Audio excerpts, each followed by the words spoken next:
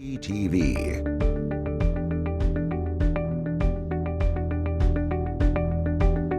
A special session of the Unified Government of Wyandotte County, Kansas City, Kansas.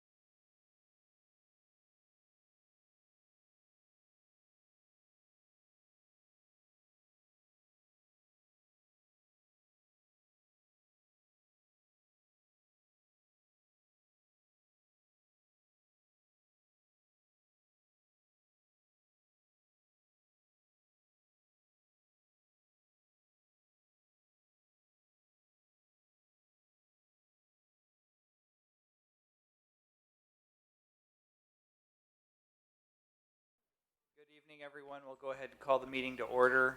I'll ask the clerk to announce the meeting and call the roll. An immediate special session is being held on Thursday, June the 9th, 2016, 5 o'clock p.m. for a legislative wrap-up. Immediately following, the commission will recess to the fifth floor conference room for an executive session regarding litigation, labor, and land acquisition. Roll call. Walker. Here. Townsend. Here. McKiernan. Bugia. Here. Johnson. Here. Kane. Markley. Here. Walters. Here. Philbrook. Here. Bynum. Here. Holland. Here. All right.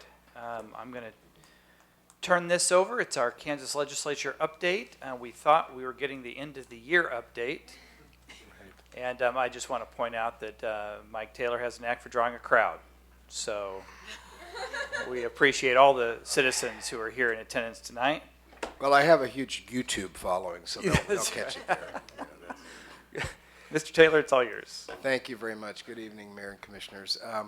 Yes, the legislative session had officially wrapped up. They held their sine die ceremony, which, in case it's a little bit of fun trivia, sine die is a Latin word which means literally without another day. It was the ceremonial close, except there is going to be another day, and probably several days. The governor yesterday called a special session to start June 23rd to try to resolve the school funding issue in order to keep the schools from closing on June 30th, which was kind of the threat and the order put out by the Supreme Court, because the equity issue is a concern. And so the legislature will come back and deal with that issue on June 23rd. They're trying to keep that very narrowly focused to just deal with that issue. I think they all would like to come in. That's a Thursday. I think they'll probably come in a day early maybe, and maybe have a couple of education committee meetings, try to craft a bill, and then meet on Thursday and perhaps Friday and be done by that weekend. There seems to be a growing consensus that the number they need to satisfy the court is about $38 million. And while they don't necessarily have that laying around, they can figure out how to fund $38 million on school equity and get out of the session. Now, one of the interesting things is, the entire legislature is up for re-election this fall. All 40 members of the Senate and all 125 members of the House. Of course, not all of them are running again, but while the session is in officially, none of them can raise campaign funds from lobbyists or corporations or unions or PACs. So when they come back in session, it really puts a halt on their fundraising and their campaigning for their re-election. So they're not going to want to hang around for half of the summer, because they just, it would totally blow their re-election efforts, those that are running again. So I think they'll wrap it up pretty quickly. The governor, I listened to him in an interview today. He seems to be pretty agreeable to, let's find the $38 million, let's fund it, and let's get out of here and move on. There are a whole lot of other issues surrounding that, in terms of a fight between the judicial branch, the Supreme Court, and the legislature.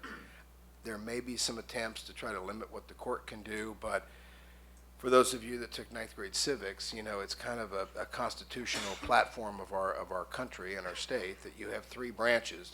There's executive, legislative, and judicial. So a lot of that's political, in terms of the accusations going back and forth about, did the court overstep its bounds or did it not? So you'll hear some conversation about that. I think most of the legislators are ready to solve the school issue for now, at least, and move on. So let's talk about what happened with the session that has concluded. This is, I do every year, as you well know, a scorecard. I kind of look at issues that we get involved in. So we got actively engaged in 31 bills and issues. We won on 25 of those. We lost on 6. There were some big ones of that 6, so it's a little bit swayed. But so that's a success rate of a little over 80%, and a defeat rate of about 20%. So when I say that, what do I mean by that? Well, I define success this way, because in the legislative process, it's not all black and white. Success, sometimes it means we totally get our way. We get a bill passed the way we presented it and wanted it, and we did that on several of them. Other times it means we killed a bill that we didn't want. That's a success. And sometimes it means that we at least got a compromise, or enough compromises in a piece of legislation that we can live with it and make it work. That happened on a number of bills. The way I categorize a defeat is we simply didn't get our way at all. And that happened on several major pieces of legislation. So what were some of the major issues we won on? The tax lid issue this year was a victory. Now, we philosophically opposed having a tax lid on local government. They passed a tax lid last year that was far worse than this year. So the reason I consider this a success is because there was no way we could stop this, but we were able this year to put in a number of exemptions to the tax lid to calculate whether we'd have to actually go to a public vote. And there's enough exemptions in there that I honestly think the UG probably will never have to go to a public vote. So the tax lid says that if you raise your mill levy or your revenues above the consumer price index, the rate of inflation basically, you would have to go to a vote. But then we exempted all public safety, we exempted the costs of a disaster. Let's say we got hit by a tornado and had extraordinary costs. There are a whole bunch of exemptions there. So it's very likely that we would probably never have to actually do that, even if we did have to raise taxes. This was quite honestly purely political in an election year, to say, hey, we're going to crack down on property taxes. Delinquent tax rate. This is a bill that I actually introduced, or the UG introduced a year ago, and it's on delinquent tax rates. 3 years ago, the legislature cut the interest rate on delinquent taxes by 2%. which was really an incentive to not pay your property taxes on time. So we introduced a bill to raise it by 5%, and it passed the House Tax Committee last year. We couldn't get it on the floor of the House. This year we got it bundled into a bill with some other tax issues, and it's passed with a large majority. So that means that the interest rate now on delinquent property taxes will be, it varies from year to year because they use a formula, it'll be close to 9–10%. And we think that's going to be an incentive to not just skip out on paying your property taxes when you can well afford to. And I'll point out quickly that folks that can't really afford to, we work with them on payments and other things. So it's not an issue of the little old lady who can't just afford to pay. These are largely corporations and others who play the game, so they can well afford to do it. So it'll be close to 9 or 10%. We estimate conservatively that could generate somewhere around $500,000 a year in new revenue for the UG. Star bonds. There were a number of star bond issues. So we ended up winning pretty much on all of those. There were some legislators that went berserk again over star bonds, unneededly, but they did. And they tried to put restrictions on them. One of them went into a bill. The governor actually vetoed that provision, and the legislature was going to try to override that veto. We worked with, and the Senate actually did override his veto. So it would have put really what were unfair restrictions on Wyandotte County, specifically named Wyandotte County. No more star bonds, and they were upset because of some things that there were perceived things that had gone on out in Village West and with the new soccer edition in the car dealerships. We were able to get that veto sustained in the House, and to do that, we worked hard and we got 27, probably the biggest accomplishment is just we got 27 out of the 28 Democrats to stand up with Governor Brownback and Wyandotte County and sustain that veto. Even the governor's staff that I talked to was shocked. They're like, you've got to work with us on this. We got 27 out of 28 Democrats to support Governor Brownback and sustain that. And the reason was really they saw the unfairness of what had been done. So that was a very positive thing. I mentioned the Woodlands as a success, and I know this is a touchy one, but there were two different bills introduced. And as you all know, because you adopted it, we changed our position and said we would support the Woodlands reopening under certain conditions. We had several meetings with representatives from Mr. Phil Ruffin and talked about what we wanted in terms of development agreements, or sit down and work with us on what you want to do, and we potentially could support legislation to reopen the Woodlands. He never did that, and in fact, they more than once declined to sit down and talk with us about that. So we held back on our support, and none of those bills passed. And even if we had weighed in and supported them, they wouldn't have passed anyway, quite honestly. There was just too much opposition to it. But I count that as a success because we did say we would work with you and potentially support if you work with us, and that didn't happen yet. There'll be a new effort next year, so we'll get to do it all over again. Capers, a huge issue, and I probably heard more about this issue than any other one from our own employees. Several efforts from legislators to try to save money on capers and place restrictions that probably weren't even legal in terms of capping the number of vacation days that employees could accrue, and sick leave, and how they accrue their final payouts when they retire.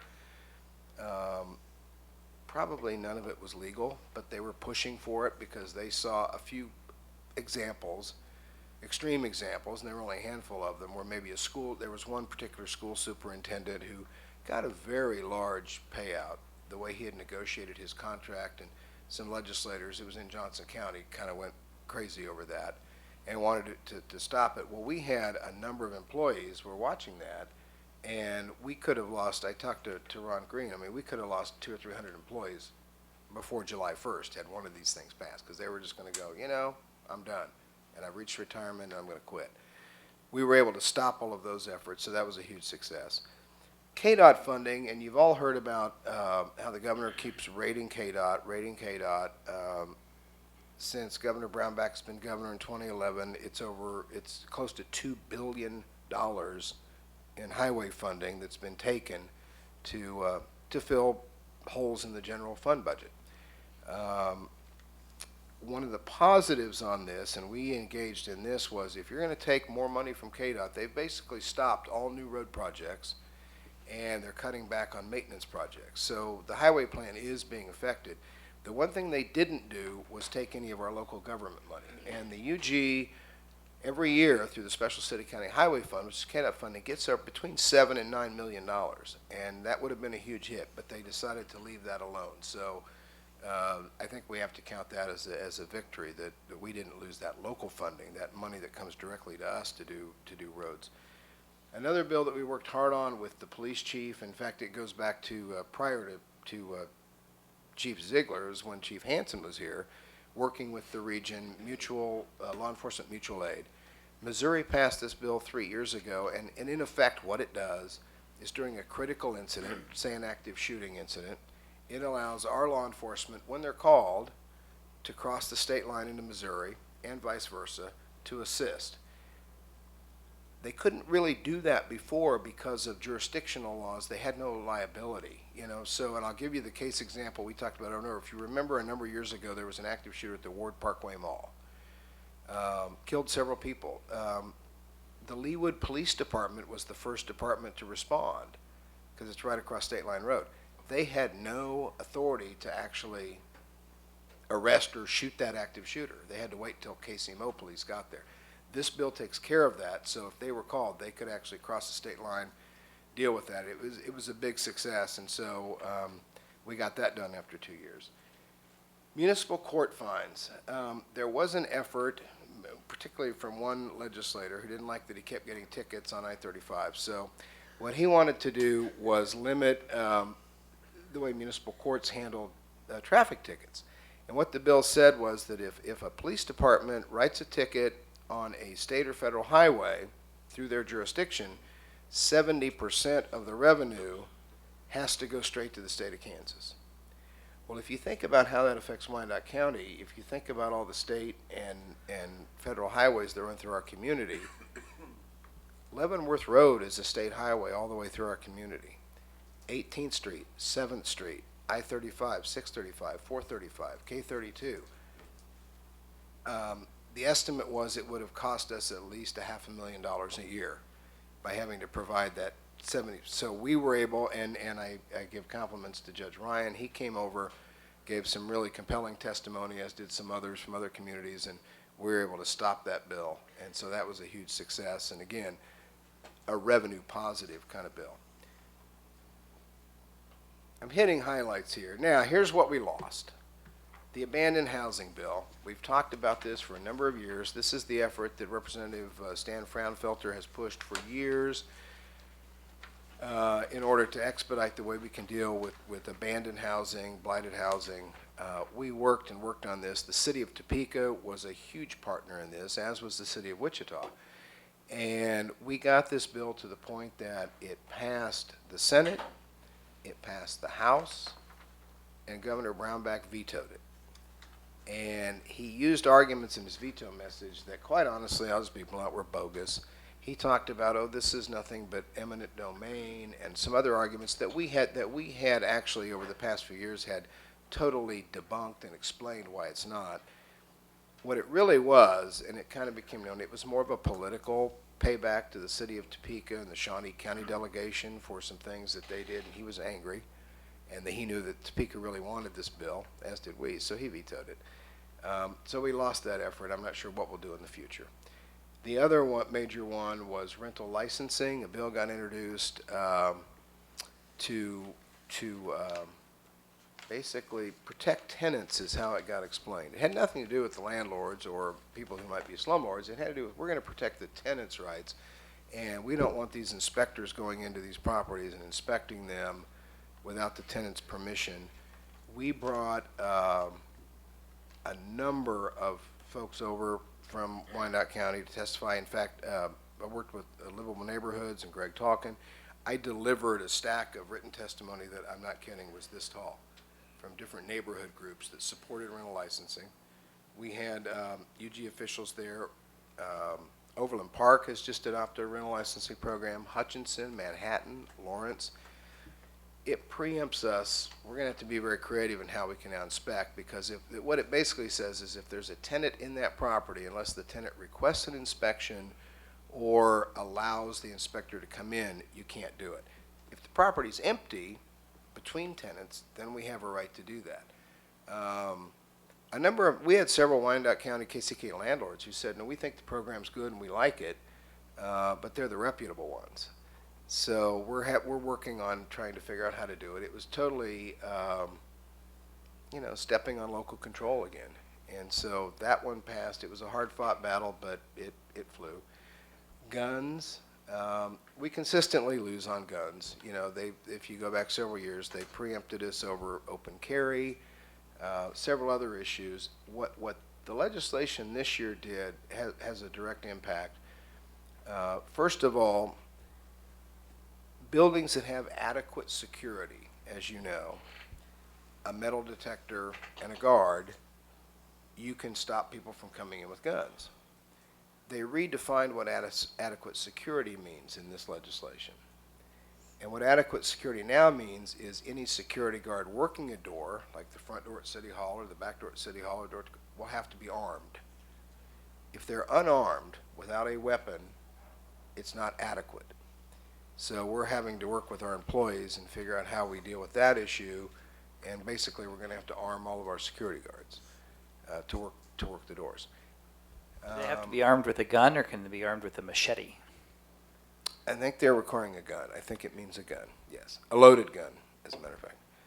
Not a Barney Fife gun. That's right. So that was one of the big changes that they made, which again we fought. The other change affects employees, and again, it's a preemption of local control. As a matter of personnel policy, we prohibit our UG employees while they're on the clock from carrying a weapon. Unless they're a police officer or someone whose job is to carry a weapon, right? But what they did was they said, we don't care what your local personnel policy says. If you have someone who's eligible to carry a gun, concealed carry, which means anyone because there's no training or permit now required, if they're out of their main workplace, they're out in the field. So let's talk about a code inspector or someone who's working, in their job out in the field. They can carry concealed, and we can't stop them, even though our personnel policy says we don't want you to do that. So that was a big change, and we're working through all of that through human resources and trying to figure out how we now deal with that. The next change that will happen, and this was already the law, I'll just mention it as a reminder, but July 1st of 2017, the exemption that we got for all of our buildings that don't have, quote, adequate security expires. So in a year from now, July 1st, we'll have to decide, well, you'll actually have to talk about this during your budget talks this year. What do we want to do about buildings like Memorial Hall, James P. Davis Hall, community rec centers? Because unless we put armed guards and metal detectors in every one of them, we can't stop people from coming in with guns anymore after July 1st of 2017. So that was the gun. Big losses on guns, but it's not particularly surprising. That it's just sort of an attitude there, and they call it constitutional carry. So that's kind of the catchphrase they use, that it's guaranteed in the Constitution, so I shouldn't have to have any training or have a permit to be able to carry. I should just be able to do it. The other one, which becomes a perennial loss, is Medicaid expansion. That's through CanCare, to expand, and we would increase coverage of Wyandotte County residents by several thousand, tens of thousands. I think it's 20. Mayor, you may know. I'm kind of looking at you, but It would cut our uninsured in half in the county. We're at about 18%. It would drop it to about 9%.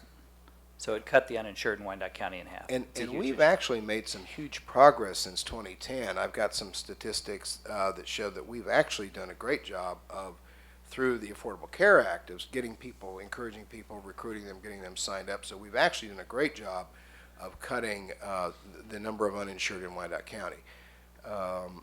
Sort of the kick in the pants on that is that one of the big cuts that the state had to make in order to balance the budget was they cut Medicaid coverage. So what that's likely to mean is not only will the providers will get reimbursed much less, which probably means even though we have a great number of our residents now with insurance, there'll be a lot fewer providers to take care of them because their reimbursement rate is now going to be like 60%. And to explain that, let's say you were a retail store and you had to sell the product, you paid $10 to get a product, but you could only charge $6 to sell it. You're not going to stay in business very long. So a hospital, a doctor, at some point, they're going to have to say, I just can't afford to take any more Medicaid patients. And that's what we're fearful is going to happen. And we think that we'll see some splashback on our own health department. Even though we're not a primary care center, you're likely to see people going there, the Duchesne Clinic next door. So that was a huge loss. And we came really so close. And I'll just give you a little bit of background, and this was publicized. There were a number of legislators on that Human Health and Services Committee that were indicating they supported expansion of Medicaid. So the House Speaker counted votes before the session started and said, you know what, you're off that committee. And he replaced them very specifically with people he knew opposed expansion of Medicaid. So the system kind of got rigged before the session ever started. But those were the losses.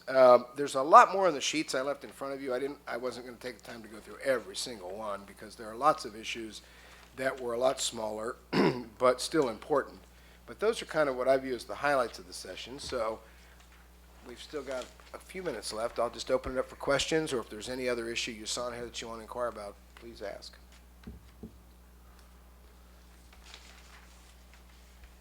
I'm curious who the 28th person was when we got the 27 votes out of 28. Oh, I will tell you, all of our Wyandotte County delegation was there, of course. The one Democrat who came to me, and actually he's I'm very close with him, he's a friend, his name's John Carmichael. He's a Democrat out of Wichita. And he said, he goes, I really support you, but he goes, I just can't vote for something that Sam Brownback wants, so I'm going to have to vote no. He was apologetic, but he said that's it. So he's the one, and he was. So it wasn't secret. I mean, he let it be known. In fact, he stood up in front of the house and said, I just can't do this, and it had nothing to do with Wyandotte County, but it was Representative Carmichael out of Wichita. But 27 out of 28 is pretty good. It's very good, but it just begged the question, who was the odd man out? That's who it was. That's who it was. And he wouldn't mind me saying that because he was kind of proud of it, so, All right, I don't see anyone else with some questions. We do thank you for your work. We trust you'll be back in Topeka on the 23rd. Yes, and the thing I'll be watching there is while they say they're going to stay focused on schools, which is not our direct issue, I'm always worried about where are you going to come up with that money? No, that's right. and whether they reach into our pocket and try to take it. So that's what we'll be watching primarily. Thank you. Thank you very much. All right, that concludes our legislative update, and we are now ready to go into executive session. Commissioner Markley, do you have a motion? I do. I move that the commission go into executive session until 7 p.m. to discuss confidential matters relating to pending litigation under the attorney-client privilege, to discuss confidential matters regarding strategy related to employer-employee negotiations, and confidential matters regarding purchase, price, and property locations related to land acquisition, all of which are exceptions to the Kansas Open Meetings Act. I request that staff designated by the county administrator be present to participate in those discussions. Is there a second? Second. All right, it has been moved and seconded. All in favor of going into executive session, please say aye. Aye. Opposed? We will excuse ourselves upstairs to the 9th floor for executive session, and we will reconvene downstairs at 7 o'clock in the commission chambers.